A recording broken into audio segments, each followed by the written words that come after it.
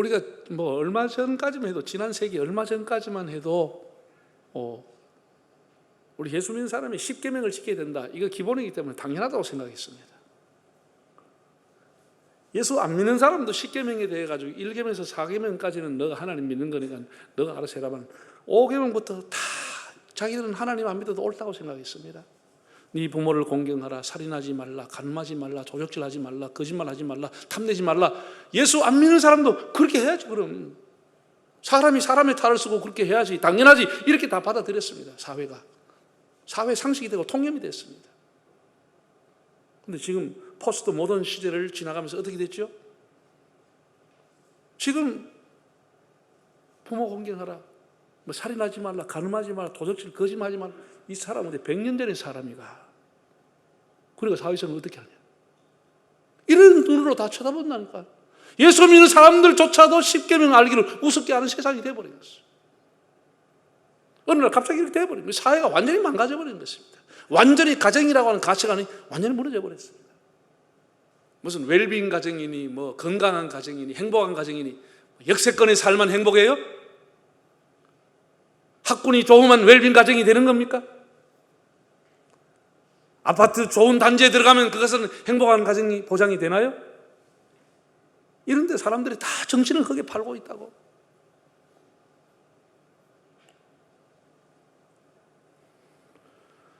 최초로 가정을 설계하시고 가정을 만드신 하나님을 우리 집의 호주로 삼는 것이 최고의 가치로 살아왔는데, 그걸 가르쳐 왔는데 예수 믿는 사람도 이것이 무너져 가고 있습니다.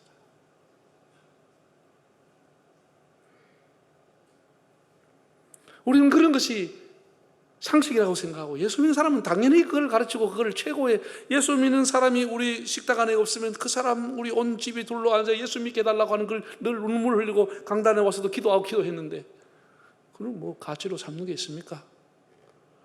돈만 있으면 다 행복할 줄로 생각하고 있습니다.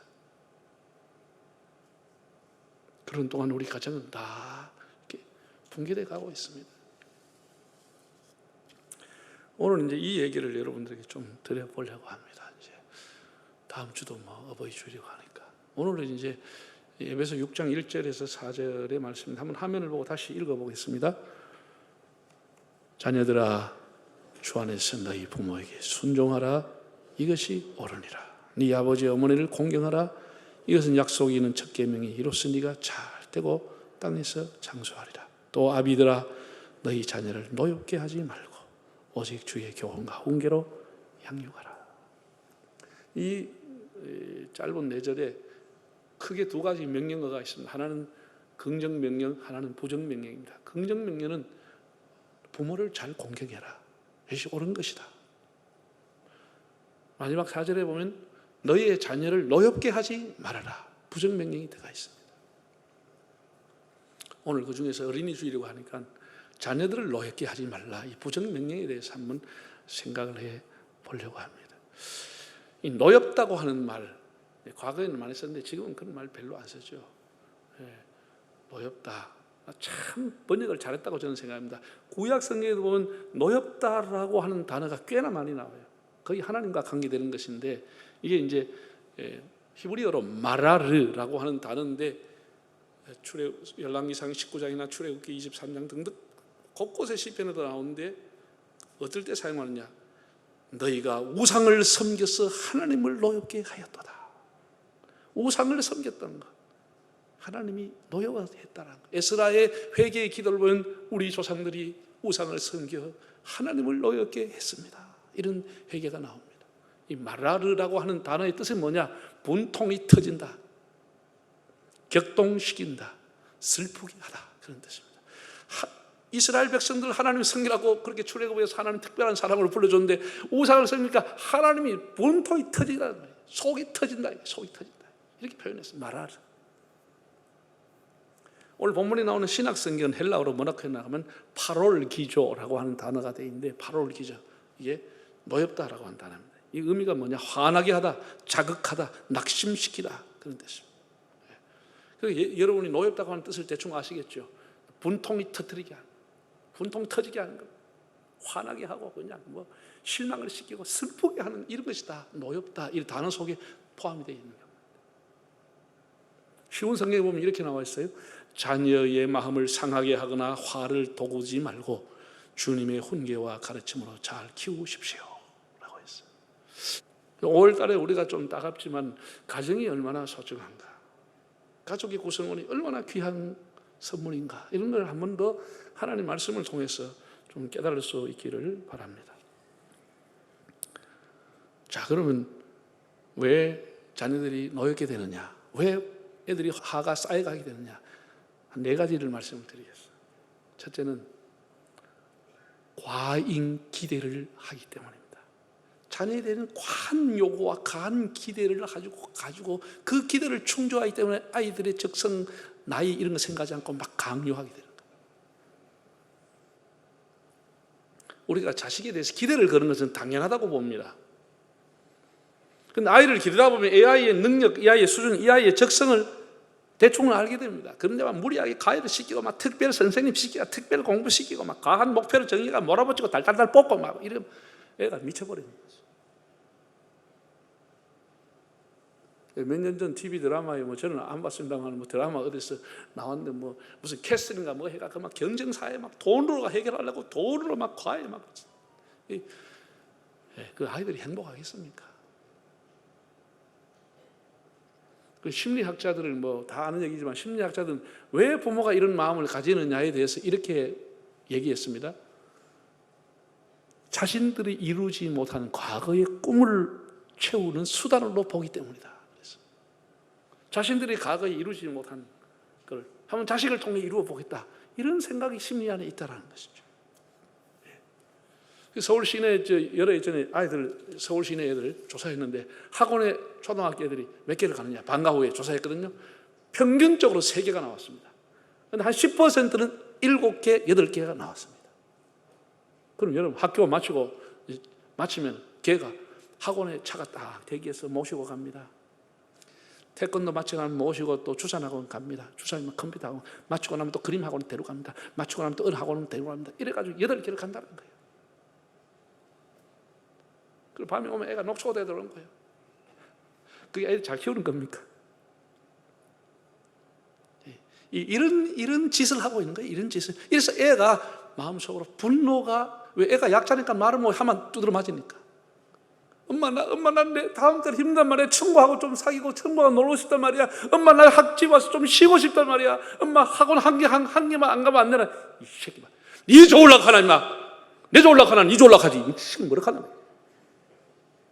내가 얼마나 쎄바지게 돈 벌어가지고 공시키는 한쪽 집바라. 이래가지고 애가 당고 싶은가, 이 약자가 아이고 또 안 가면 두드려 맞고 싶어가지고 가서 그냥 가만히 앉아있는 거예요. 학원에 앉아있는 거예요. 학원에 앉아있는. 이래가 보낸다니까. 이 과잉 기대. 우리 애는 특별하게 막 공부시키. 여러분 이것이 거의 다 아동학대입니다. 아동학대예요. 그 아이가 가지고 있는 꿈과 아픔과 눈물, 그 아이가 가지고 있는 적성, 아무것도 고려하지 않고 부모가 원하는 대로 애를 끌고 가는 것이에요. 내가 이거를 이 설교를 생각하면서 갑자기 그 위대한 조각가인 미켈란젤로가 생각이 나더라고요.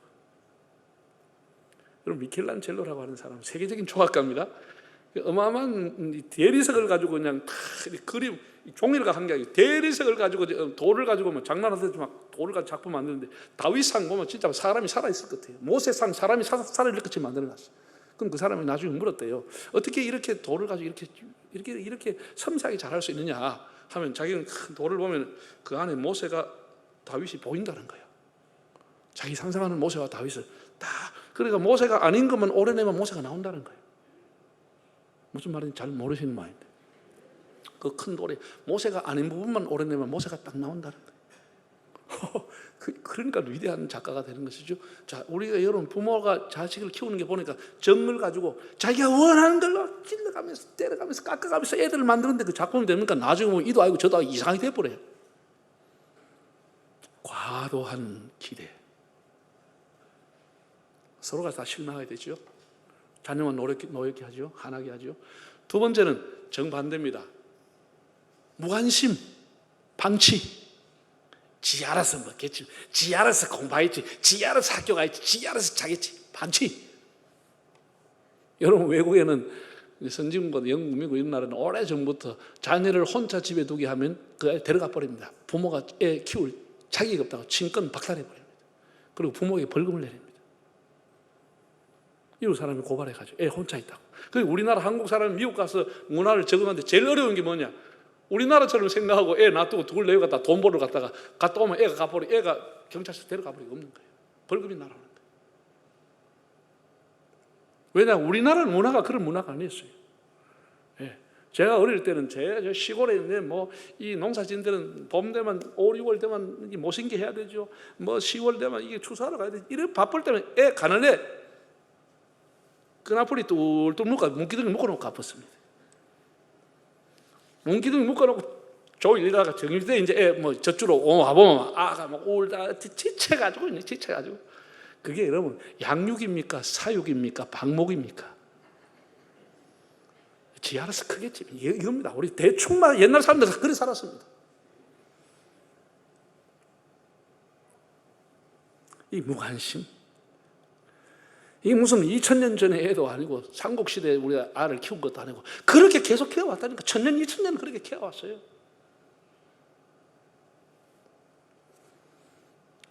이 부모님이 자녀에 대한 무관심이라고 하는 것은 큰 죄를 짓고 있는 겁니다. 사람의 인생을 꺾어버리는 겁니다. 꺾어버리는 것이죠. 세 번째입니다. 세 번째는 감정에 치우친 책망이라고 하는 겁니다. 감정을 컨트롤하지 못하고 화풀이하는 것. 이거 자녀를 노엽게 하는 겁니다. 여러분, 미성년 자녀에게 부모의 역할이라고 하는 게 뭐가 있겠습니까? 그 아직도 사리분별을 못하는 미성년 아이들에게 부모가 가르쳐 줄 수 있는 것은 옳고 그름을 가르쳐 주는 겁니다. 선과 악을 가르쳐 주는 것이 부모의 가장 중요한 역할이라고 봅니다. 그러면 애들이 옳고 그름을 어떻게 배우지요?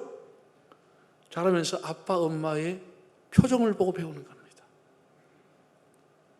표정을 보고 아빠가 좋아하는구나, 엄마가 좋아하는구나, 엄마가 싫어하는구나. 표정을 보고 옳고 그름을 얘가 배워가고 눈치가 들기 시작합니다.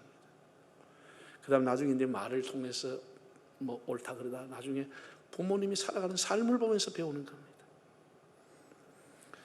여러분, 우리가 다 자녀를 키우지만 책망이나 꾸지람 없이 자랄 수 있는 아이가 몇이나 있겠습니까? 야단도 하지요. 혼을 내지요. 성경도 책망을 하라고 그랬습니다. 또 잠언서를 읽어보면 아이들한테 매를 대라고 그랬습니다. 요거를 아주 금과 옥조로 삼고 붙여놔놓고 애를 좁히는 사람도 꽤 많습니다. 왜? 성경 기절에 수없이 많은데 거기서만 딱 가지고 와서 성경에도 자녀를 패라고 그랬어. 이렇게 성경을 오용하고 남용하면서 하는 아주 잘못된 성경을 보는 사람도 있습니다. 여러분, 우리가 아무리 좋은 소리가 아무리 이치에 맞는 소리라도 계속하면 뭐가 돼요? 잔소리 되는 것이에요. 듣기 싫어하는 거예요. 이치에 아무리 맞아도 계속 그 얘기하면 아들은 듣기 싫어하는 거예요. 애들 마음에 안 들면 막 이 기복이 심해가지고 막 애들 보고 막 이 본인이 컨트롤이 안 돼가지고 이래가지고 커서 니 뭐 할래? 이 딸아들을 키워봐야 아무 소용도 없어요. 이 자식들 막 밥만 축낸 인간들이지만 완전 밥축이다 이게. 지금 나가라 이 자식들아. 자, 이렇게 하면 애들이 엄청난 상처를 받아요. 그 말에 엄청난 상처를 받아요.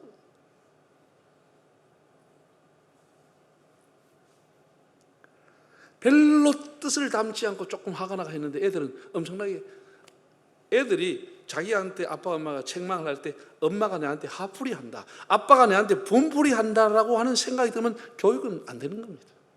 교육에 효과가 없고 오히려 애들한테 반항식만 자꾸 들어가지고 애들이 자라면서 애들이 다 판단 능력, 객관적인 판단을 하게 되면서 애들이 뭐라 그러니 속으로 말은 하지 속으로 내가 언젠가는 커서 너들 원수를 갚겠다 이런 생각을 한다니까. 아빠 엄마의 원수를 복수를 하겠다 생각합니다. 그 중에 하나가 나타나는 게 결혼 안 해버려. 아빠 엄마가 그렇게 원하는 거 안 해버리는 거야. 안 해야 원수를 갚는다고 생각하는 거예요.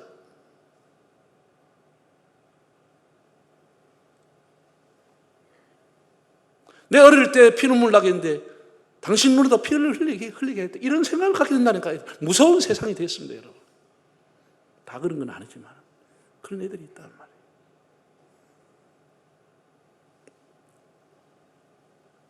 감정에 컨트롤을 못하고 감정에 쌓여가지고 아이들을 때린다. 이건 굉장히 잘못한 겁니다. 그리고 특별한 일 아니면 애들이 때릴 이유가 뭐 있습니까? 말로 해야죠. 말로 해야죠.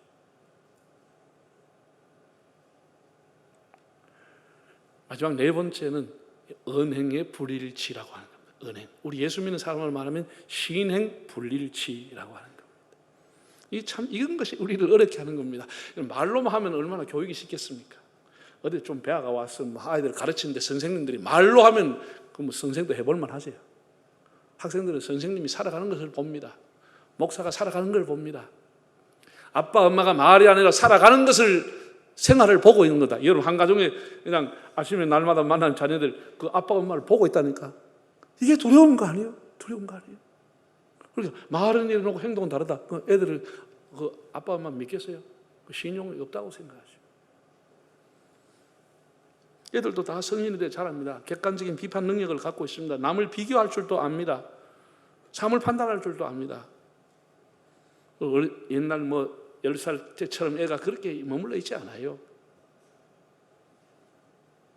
그러니까 반항하고 떠들고 이제 아빠하고는 해봐야 대화가 안 된다. 소통을 딱 단절해버리는 거예요. 대화 단절해버리는 거죠. 상대를 안 하는 겁니다. 제가 충격적인 통계를 봤는데 유엔 산하에 국제아동교육자금기구, 국제아동교육자금기구라는 게 있는데 여기에서 아시아의 17개 국가 청소년들 9살에서 17살을 대상으로 조사를 했습니다. 아시아 17국가에 9살에서 17살. 뭘 딱 한 문항을 넣었습니다. 당신은 당신의 부모님을 존경합니까? 질문했습니다. 자기 부모를 존경하냐? 이거 물었습니다. 우리가 동방예의지구라 생각하고 그래도 우리나라는 외신에는 할아버지와 같이 사는 나라가 한국이다 이렇게 실려져 있고 했는데 통계가 너무나 충격적입니다. 캄보디아, 베트남, 방글라데시 우리보다 훨씬 교육 수준이 낮고 어려운 나라입니다. 그 나라의 청소년들 71%가 부모님을 존경한다고 답을 했습니다. 우리나라는 14%만이 부모를 존경한다고 했습니다. 가장 꼴찌로 나왔습니다. 여러분, 우리 자녀들이 다 보면서 아빠 엄마가 참 성실하게 살아가는구나. 아빠 엄마가 진실하게 살려고 하는구나. 아빠 엄마가 예수 믿고 바르게 살려고 하는구나. 이걸 보면 저절로 존경하게 되어 있습니다. 이게 안 되면 존경하지 않습니다. 나를 낳아줬다고 존경해요? 좀 공부시켜주고 대학 가면 존경합니까? 그런 시대가 아닙니다.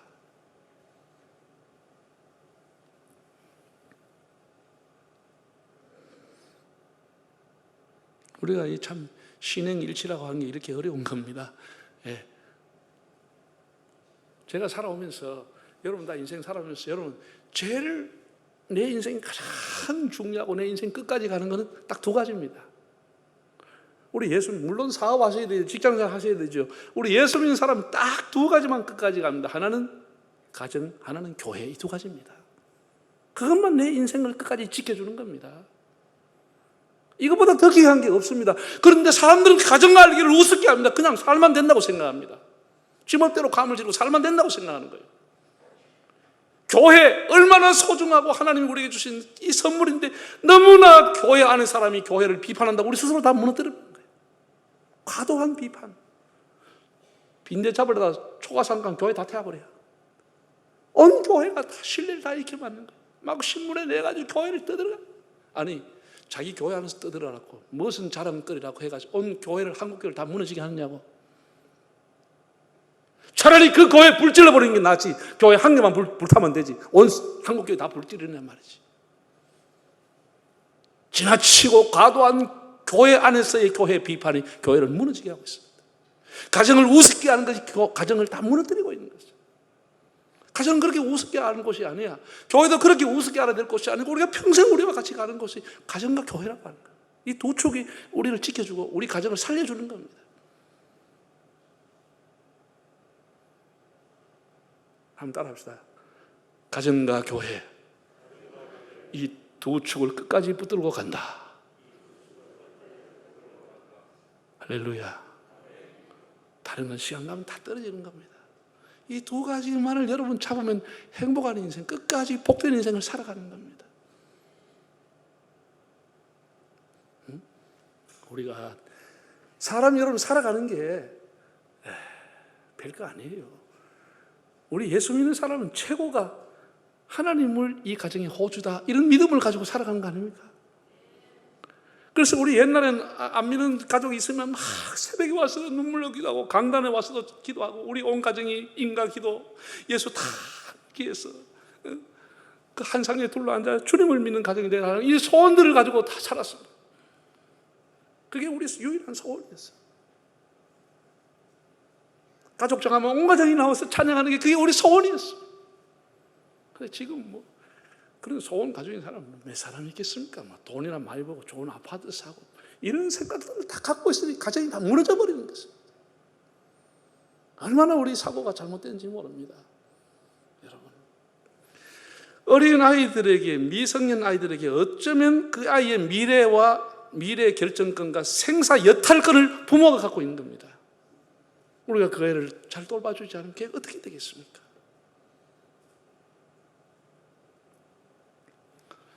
소아과 의사가 이런 얘기를 한번 하더라고요.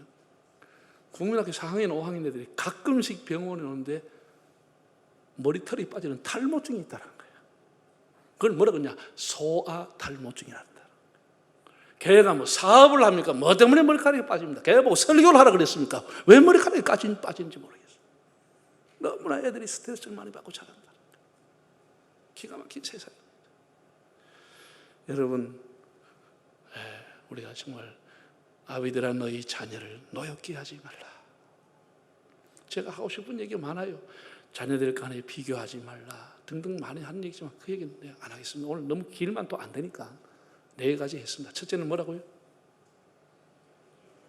다음 주에 또 해야 되겠구나. 첫째는 뭐라고? 과한 기대를 갖지 마시. 너무 지나친 기대. 당연히 기대는 해야 되지만 과잉 기대 하시지 마라. 두 번째는 그 반대야. 무관심 방치. 이건 진짜 안 되는 겁니다. 이건 진짜 나쁜 겁니다. 세 번째는 감정을 가지고 화풀이 하지 말라는 거죠. 그렇게 해서는 안 된다는 거죠. 애들을 걔가 이치에 알아듣게끔 하면 애들이 다 말귀를 알아들으면 받아들이는 거예요. 자기가 계산하고 꼰치려고 그러는 거예요. 말귀를 알아듣지 않고 무조건 폐기하면 애가 얼마나 그게 분통이 터져버린다. 내가 좀 엽기 들고 체력해가지고 힘만 쎄막 하면 이런 생각이 애들한테 들어본다니까. 같은 남자끼리 한 무턱무턱 한번 싸워봐야 되겠다 이런다니까. 애들이 중학교 2학년 때만 아빠 계급장 뛰고 한번 붙어봅시다. 그럼 여러분 중학교 2학년 3학년 감당할 수 있을 것 같아요? 이게 분통이 터지게 하면 안 된다고. 네 번째 어떻게 해야 된다고요? 네? 은행에 가급적이면 일치를 해야 되는 거죠. 내가 못하는 거야. 남한테 강요할 필요가 없잖아요. 내가 못하는데 왜 강요를 합니까? 우리 이렇게 해야 여러분 가정이, 그나마 우리 가정이 참 보금자리 되고, 세월이 많이 갔을 때 자기 인생을 우리 아이들이 돌아보고 나는 참 좋은 아빠가 엄마 만났다. 내가 인생은 행복했다. 우리 좋은 부모님 만났어. 좋은 가정교육과 신앙을 받고 내 인생이 반듯하게 살았다. 이렇게 하면 그보다 더 큰 행복이 어디 있겠습니까? 여러분 여러분 다시 한번 하나님이 주신 귀한 보배와 같은 자녀들 기도하면서 사랑으로 잘 양육할 수 있기를 바랍니다.